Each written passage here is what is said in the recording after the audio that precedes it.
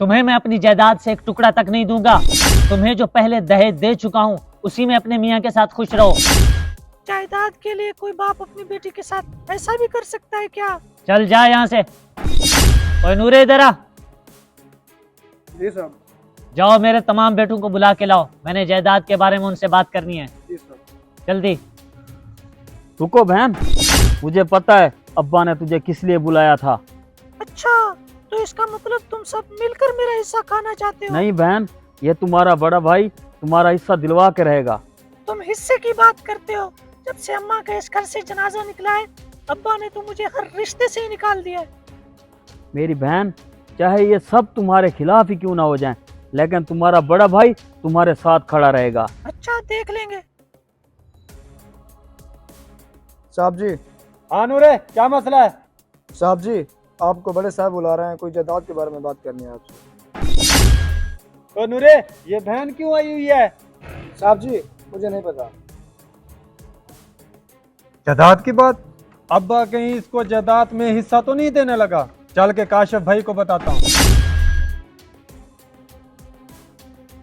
کاشف بھائی، ابا بلا رہا ہے، جائیداد کے بارے میں کوئی بات کرنی ہے. اچھا، اب سمجھ میں آیا. بہن جائیداد کے حصے کے لیے آئی ہوئی تھی. میں ایسا ہرگز نہیں ہونے دوں گا. اسی لیے میں تیرے پاس آیا ہوں، آصف کے پاس نہیں گیا. چلو چل کے بات سنتے ہیں بابا جی کی. چلو.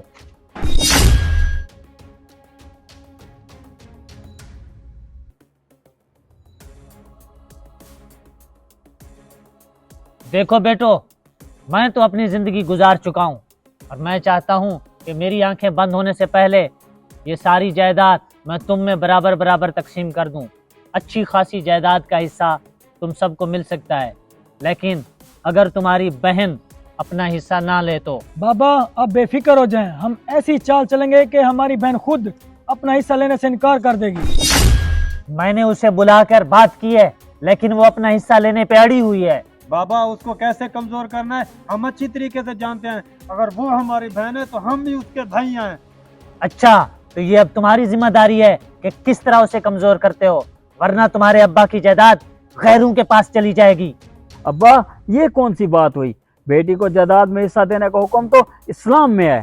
جب اماں زندہ تھی تو اپنا ہر دکھ درد ان سے بانٹتی تھی. ان کے مرنے کے بعد آپ نے ان کو ہر رشتے سے دھتکار دیا ہے.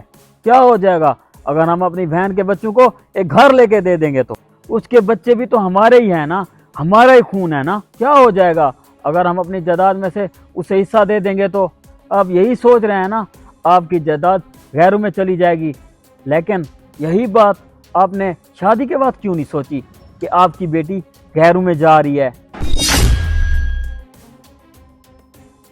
بیٹیاں اللہ کی رحمت ہوتی ہیں اور اسلام نے بیٹیوں کا جائیداد میں وراثت میں ایک حصہ مقرر کر دیا ہے. تو جو اسلام کی ایک بات کا منکر وہ پوری شریعت کا منکر. لہٰذا اپنی آخرت کی فکر کریں اور بیٹیوں کو ان کا پورا حصہ دیں.